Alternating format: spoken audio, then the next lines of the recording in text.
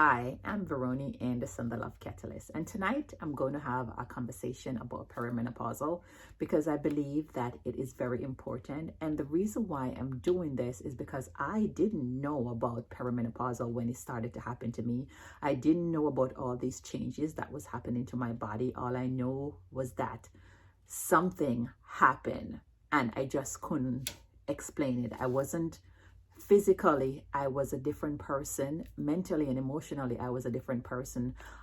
So I know that something happened to me, and I know there's a lot of women out there who maybe is experiencing the same thing, right? And because I went and educate myself about it, I want to share my knowledge, what I learned with other women, because I don't want them to go through the same thing that I have been through. So what is perimenopausal? Perimenopausal is that year, your reproductive year going on to your menopause years, right?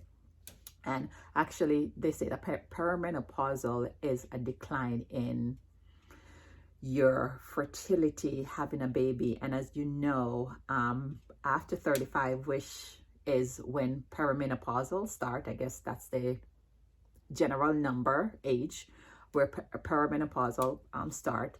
They start to say after 35 it's harder to get pregnant, and if you get pregnant they put you on high risk because there is a change in your hormones. Your hormones start to fluctuate, and the main hormones for women is estrogen and progesterone, and they start to fluctuate, or maybe some people think that they're declined, right? So that's why it's harder to get pregnant.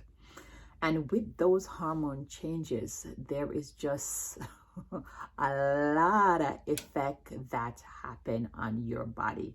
And there is so much that I'm just going to read them because I can't remember them from my brain. I'm getting older now, right? My hormones is wacky.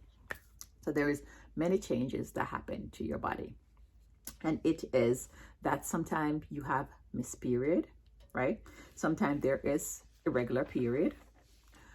Sometimes hot flashes, which started to happen to me, right? And happened to me like early on. And I have to tell you something that I didn't really talk about it because I was scared, because hot flashes is associated with menopause, right? And I was afraid that I was going into menopause, and I of course wanted to have a baby at that time, so I didn't tell anybody about it. I didn't talk to my friends. I just ignored it and just wish it would just go away. But of course it maybe go away for a couple of weeks and then it comes back because it goes back and forth. Irregular period, as I said before, sometimes you have long period. There could be a change in the color of your blood. If you observe your blood, there could just be a change in the texture of your period. Vagina, the fluid, the dryness of your vagina, you start to have dry vagina, your liquid, because of the fluctuation of hormones go down, so your vagina is dry. Change in sleep, especially sometimes before your period come. You can't sleep anymore. Difficulty in sleeping, and you're wondering what is happening to you. Panic. You have this panic feeling in your belly, and of course you start to feel worried. You go to the doctor, maybe they give you antidepressant, and that just make it worse, which will reduce your sex drive, and that definitely doesn't help. And that is if you talk about it, right? Night sweats. Night sweat. You wake up in the night and your bed is totally wet, and if you're wondering what is happening to you, you know that you're too early to go into menopause, but it is happening to you and you just don't know why. Mood changes. Your mood just go up and down, right? Sometimes you want to kill somebody, sometimes you want to cry, sometimes you just want to be by yourself, right?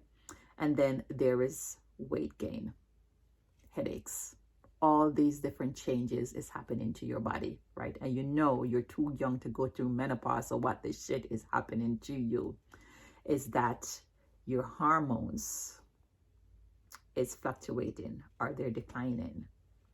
And that's all the changes that is happening to your body. With some people, it's not with everybody, right? Some people could go through perimenopausal with ease, and some it just doesn't. Some have some form of difficulty. What I want you to know is that you, of course, could talk to your doctor and you could get help. There are some supplements that you could take that would ease the transition.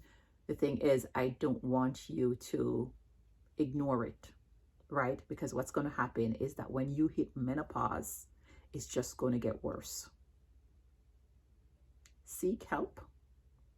Of course, I could give you some supplements. If you book a link or work with me, I could give you some supplements that you could take that would ease your transition into perimenopausal, into menopause. But definitely is not something that you should ignore, right?